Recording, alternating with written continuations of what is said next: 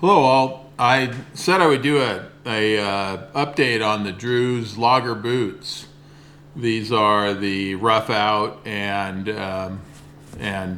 normal finish boots, which I bought months back. They now have probably 300 miles on them, and I have some suggestions on what to do. I'm going to go ahead and move the camera down and show you the boot instead of me. But this is the Lager boot, which was on sale for a while from Drew's. And as you can see, it doesn't look the same as it did when I reviewed it before, because this part got really dark when I oiled it. Now, you may think it looks better like this. Maybe not. I don't know why the camera doesn't want to focus, but I like the contrast more. There's the sole of the lighter color. And so I wasn't thrilled when the boots changed colors. That was my own fault because I didn't do my research. There is a spray product that supposedly doesn't do this, because this, you basically are looking for something that works on suede on this Roughout. But I'll link that product. It's expensive. It's like $25 for a spray can of it. And it's probably not going to have the other benefit that's really important with this particular treatment, with oiling them with any kind of oil. This is coconut oil, but you can use almost any vegetable oil on boots. What this did do was it made it so much easier to break these things in. Up here in the toe box, to get the flexibility across here, it really helped, and where it helped the most was back here.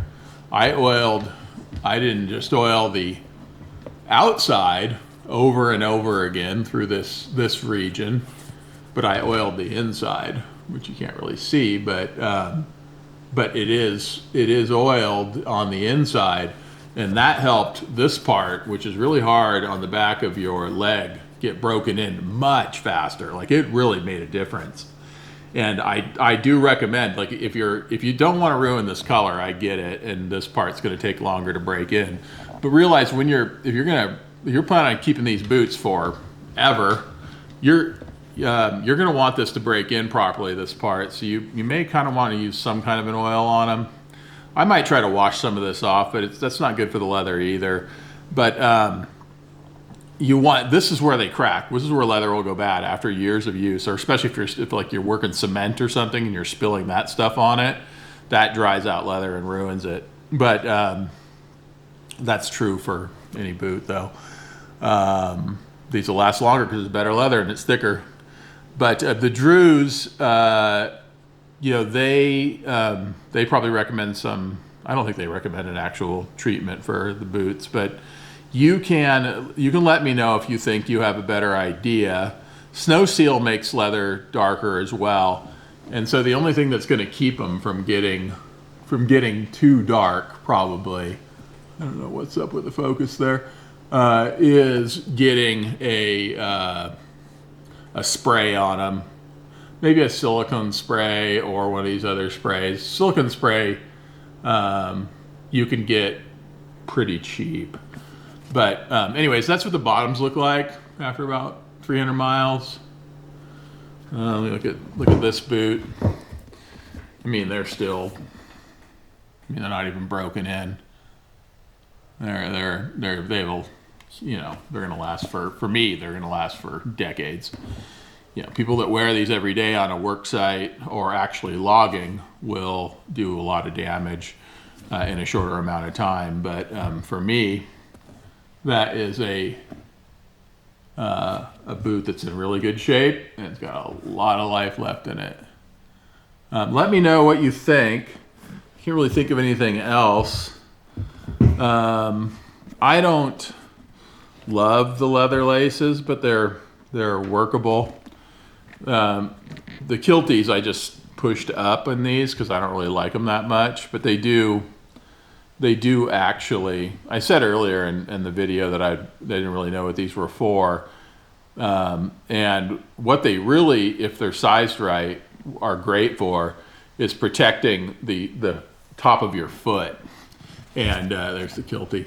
They protect the top of your foot, and it gives you a much better ability to be comfortable through this part of your foot. But these kilties are too short. They kind of need to be trimmed or sized for your foot once you lace up a boot. So you would put it in, lace over it, and then tighten the boot down and make sure it's not binding up right in there. You know, it has to be narrow enough to have a nice smooth finish over the front of your foot when it's laced up. The tongue is already going to do this. You know, it's going to ripple up when you tighten it down. So that's already a chance of establishing some discomfort in there. So if they just sent them large and told you to trim them, these are probably big enough to where you could make all that. I haven't done that on these because I don't have different people have different problems with comfort. And that's not a big comfort issue, not in this area at least. Down here with hiking boots, it can be a comfort issue if they're too tight. And that's why I use boots that have a lockout eye here, so I can have that area looser and this area tighter. I mean, that would be a nice upgrade that they could put on these boots to make it to just increase your lacing options, you know. And then also it'd be nice to have a larger eyelet up here, so you have some like logger tie boot ties and things like that are much easier if you have a big eyelet at the top. People go to the trouble of actually putting in bigger eyelets sometimes. But anyways, I digress. And I ramble, which I do a lot, sorry. That's why I like doing these videos. But anyways, that's the boot. You'll notice it did as promised or as advertised, it squashed down more here, the toe. That is known to happen. So anyways, if you have any questions, watch my other video on these, earlier video, the Drew's loggers first, and then let me know and I'll try to answer them. I do check comments. So hope you're having a great November 2024. It is Thanksgiving. Anyways, talk to you soon.